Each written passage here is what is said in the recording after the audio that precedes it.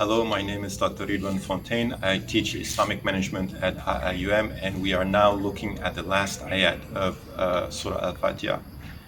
This ayat is, of course, Sirat al-Ladhina an'amta alayhim, ghayril maghdubi alayhim waladdallin, which translate as the path of those who you have blessed and the path of those who earn anger and those who are lost.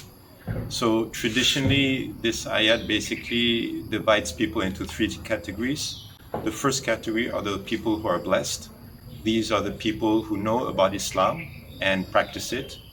The people who earn anger are people who know about Islam, but they don't practice it, or they make some major sins on purpose. And the third category, the people who are dhalin, who are lost, and they basically don't know anything about Islam and they just follow cultural norms.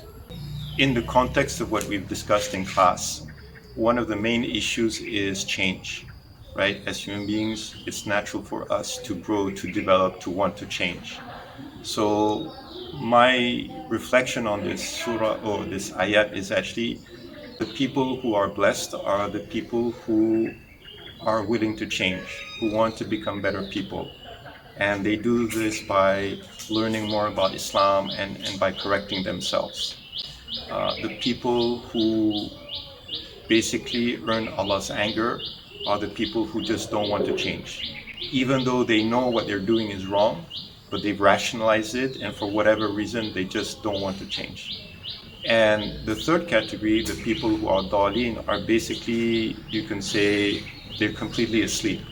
They're not even aware that they should change or that they should learn anything about Islam. They're just like completely asleep.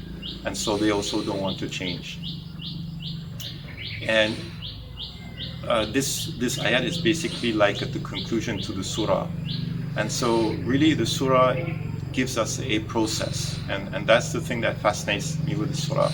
So the first part of the process is you need to know who Allah is. So He's your Rabb, He's Ar-Rahman Ar-Rahim, He's Maliki Yawmiddin. You got to think about that first.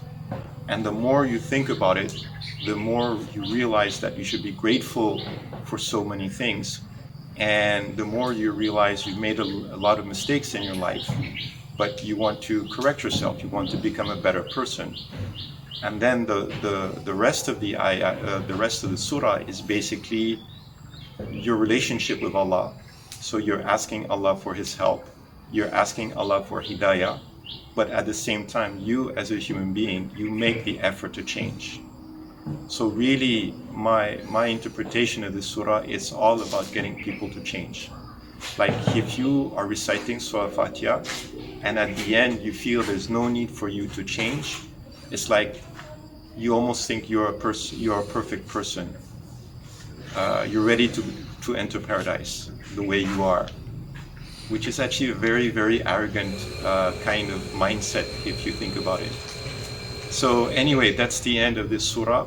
I will have a couple of videos where I'm going to talk about some conclusions, some reflections on the overall surah, and then I will talk about how is it or whether or not we should be hopeful that we can enter paradise after we die.